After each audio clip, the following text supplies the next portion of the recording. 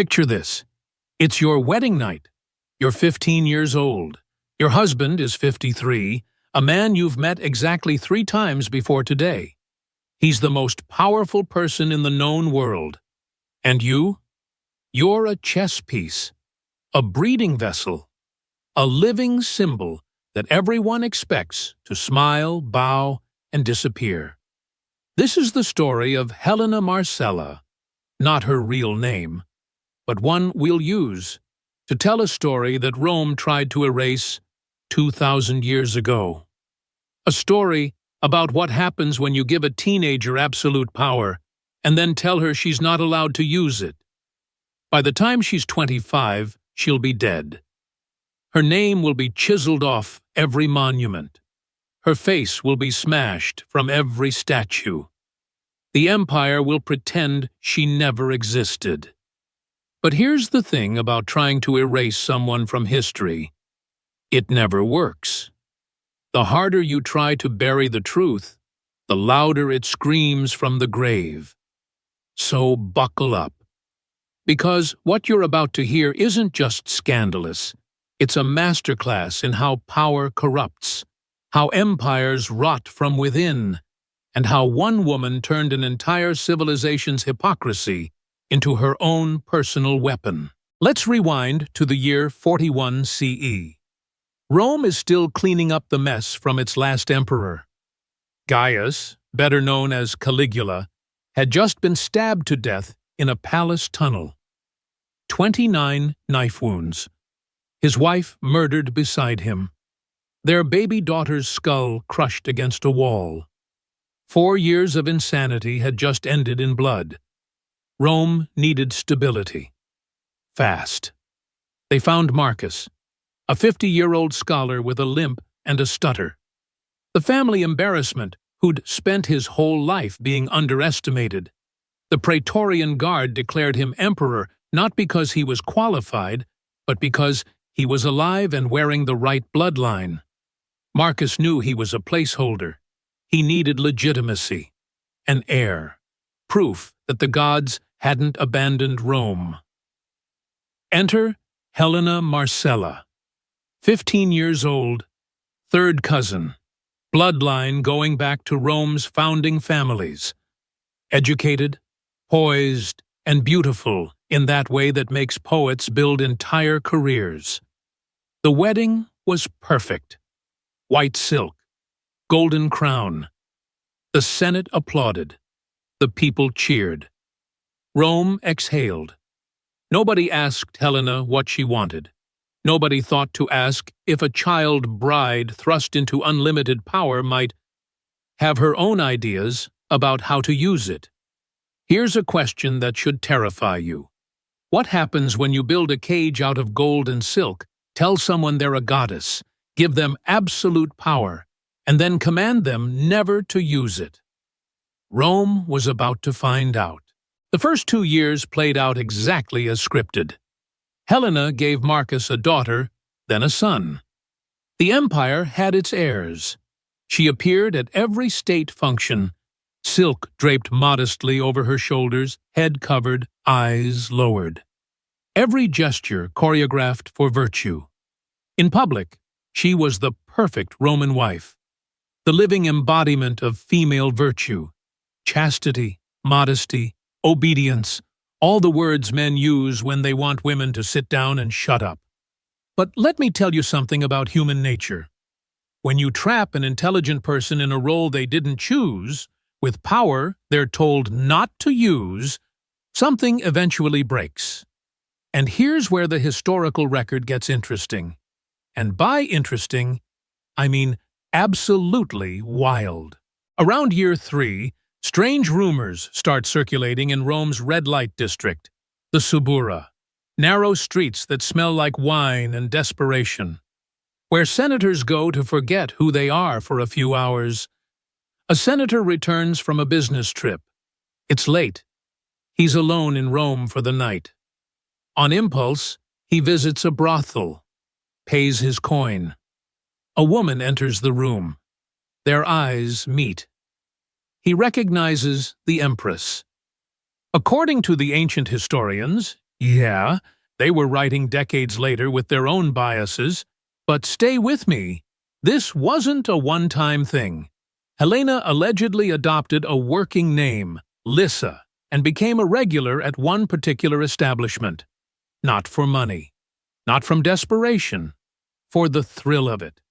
Think about the psychology here. Every man who didn't recognize her became an unwitting accomplice in her secret life. Every man who did recognize her, she owned him. Because what's he going to do? Report the Empress to whom exactly?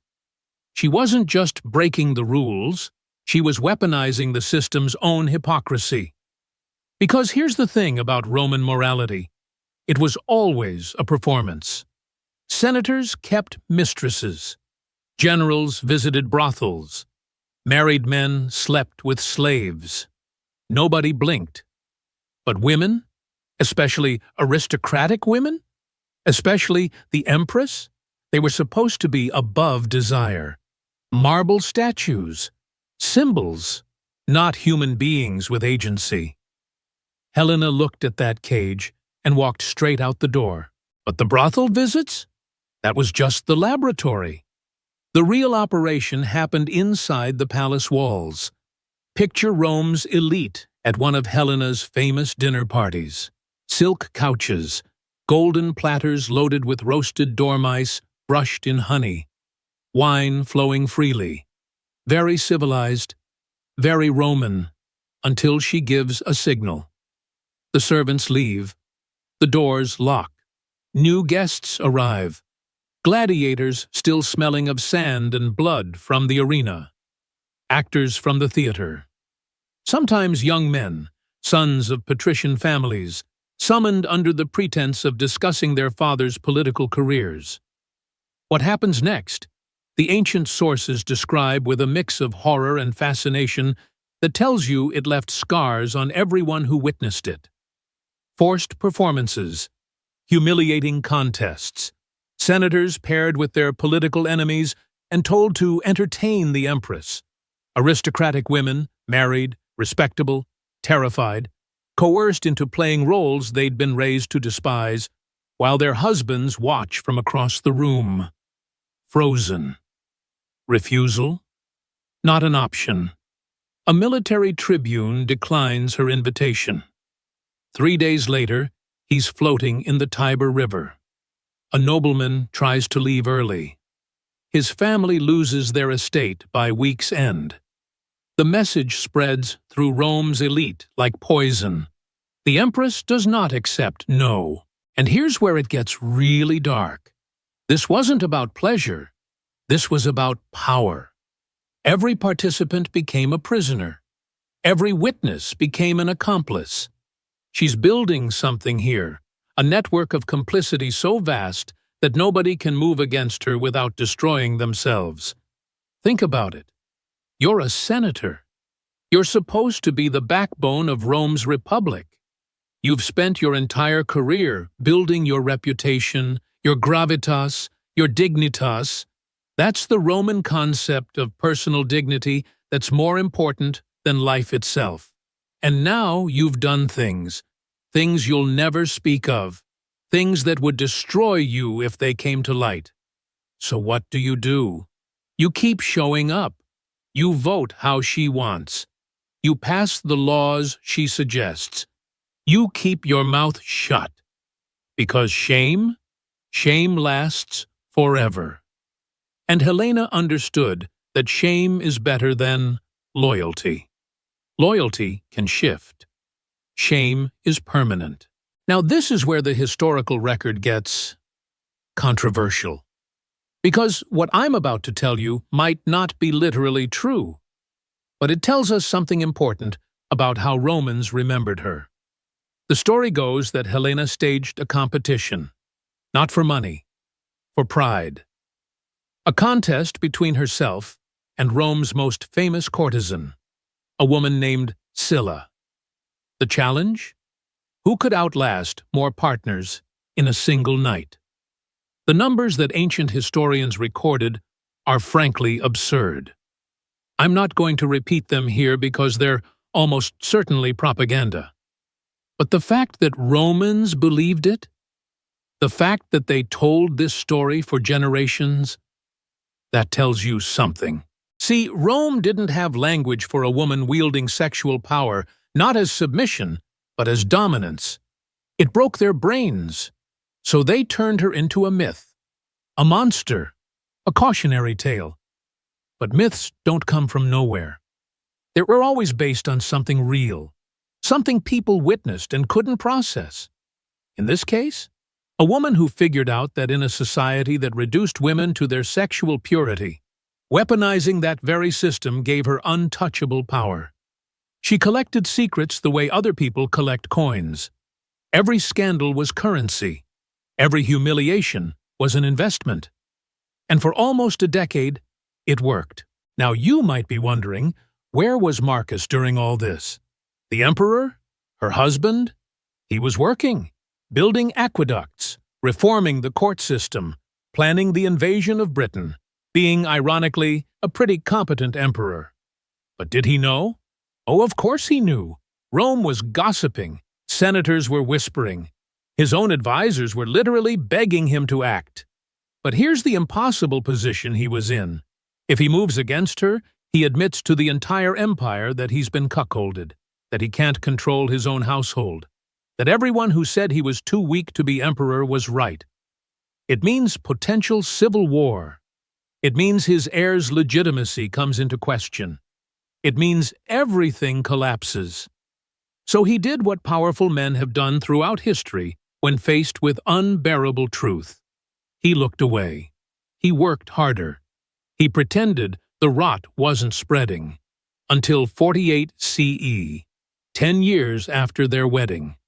The year Helena made a mistake so spectacularly insane that even Rome couldn't ignore it anymore. Visual prompt. For image, Rome, harbor of Ostia in autumn. Emperor Marcus in military attire supervising grain shipments from Egypt. Large cargo ships in the background, workers moving sacks of grain. The emperor is in conversation with officials, checking documents. He looks competent, focused, in his element. Meanwhile, a messenger on horseback approaches in the background, clearly urgent. Golden autumn light, epic historical drama composition. It's autumn, 48 CE. Marcus is in Ostia, Rome's port city, overseeing the grain supply. Critical work. The city survives on Egyptian wheat. Any disruption means riots. He's doing his job, being responsible. Meanwhile, back in Rome, Helena is getting married. Again, while still married to the emperor. His name was Gaius Silius, consul designate, one of the most powerful senators in Rome. Young, handsome, ambitious, everything Marcus wasn't. But here's the detail that should make your jaw drop. She didn't hide it. This wasn't a secret affair. This was a public wedding ceremony. With witnesses, with legal contracts, with formal vows, while still married to the Emperor of Rome. Visual prompt for image. A Roman wedding ceremony in broad daylight in a luxurious villa garden. Helena in a wedding dress standing beside a handsome young senator. Gaius Silius. Roman officials and nobles watching in frozen shock. Their faces show disbelief, fear, confusion. Some whisper to each other. The ceremony is beautiful, but the atmosphere is wrong, electric with tension. The marriage contract visible on a table, bright daylight making everything starkly visible. Dramatic historical scene. Narration. The ancient sources describe this moment with stunned precision, like they still couldn't believe it happened even decades later when they were writing it down. Rome's elite stood there watching the empress take another husband in broad daylight, as if the rules simply didn't apply to her anymore. Was it a power play? A coup attempt? Did Silius think he could become emperor through marriage? Did Helena believe Marcus was too weak to respond? Or had she reached the point where transgression itself was the goal? Where the thrill came not from secrecy, but from daring Rome to stop her? We don't know her thoughts. We only know her actions. And Rome, corrupt, compromised, exhausted Rome, finally found its limit. Narcissus, Marcus's most trusted advisor, a former slave who'd risen to become one of the most powerful men in Rome, hears the news first. He rushes to Ostia, finds the emperor reviewing grain ledgers. Imagine that conversation. How do you tell an emperor his wife just married someone else? How do you make him believe something that sounds impossible? But the reports keep coming. Senators confirming it. Witnesses stepping forward. The marriage contract was signed. Legal. Witnessed. Undeniable. And something in Marcus breaks. Not hot rage. Cold rage. Final. The stammering scholar who'd survived by being underestimated? Gone. This is an emperor. He returns to Rome with the Praetorian Guard at his back. They find her in the gardens of an estate outside the city. Sprawling grounds. Fountains that never stop flowing. The place where she'd hosted so many of her games. She's with her mother. The older woman is begging her to run. To do something. To act. But Helena seems frozen. Like she can't believe it's ending. That after 10 years of bending Rome to her will, Rome has finally bent back. The soldiers arrive. She recognizes them. These are palace guards. Maybe she'd even summoned some of them to her parties. Now they're here for her.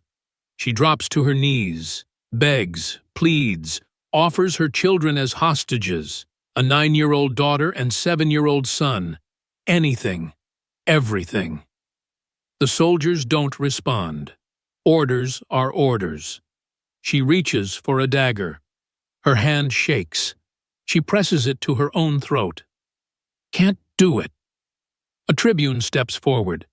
His name was never recorded, but his action was. He drives the blade home. Helena Marcella dies at 25 years old in a pool of blood on grass where she once held power over senators. Visual prompt for image. Broken marble statue lying in a Roman street. The face has been violently smashed, unrecognizable. Pieces of white marble scattered around. Roman citizens' feet walking past, ignoring it. Inscription being chiseled away by a worker in the background.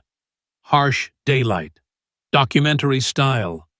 Powerful symbol of erased memory. Marcus ordered Damnatio Memoriae, damnation of memory.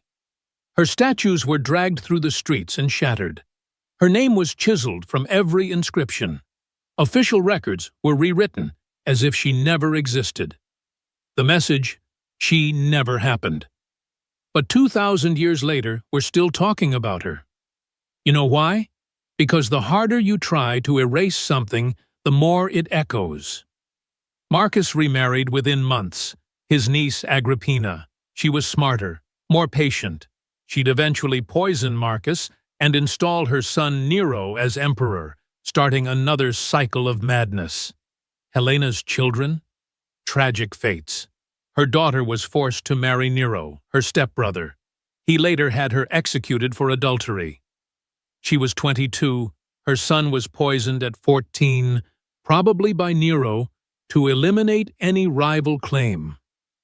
He collapsed during a dinner party, dead before anyone could move. The Senate pretended Helena never existed. But the soldiers remembered. The servants remembered. The families whose children disappeared into her villa and came back silent. They remembered. Here's what haunts me about this story. How much of what we know is true? Our sources were all men, writing decades after her death, with political motives to paint her as a monster. Roman propaganda had a pattern. Powerful women who threatened male authority were always accused of sexual depravity. Does that mean she was innocent?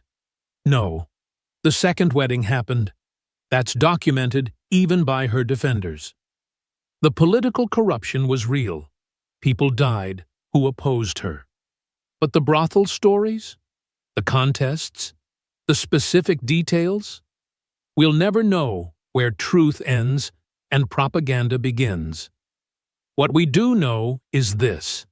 A 15-year-old girl was married to a man in his 50s. She was told her entire value existed in her purity and her womb.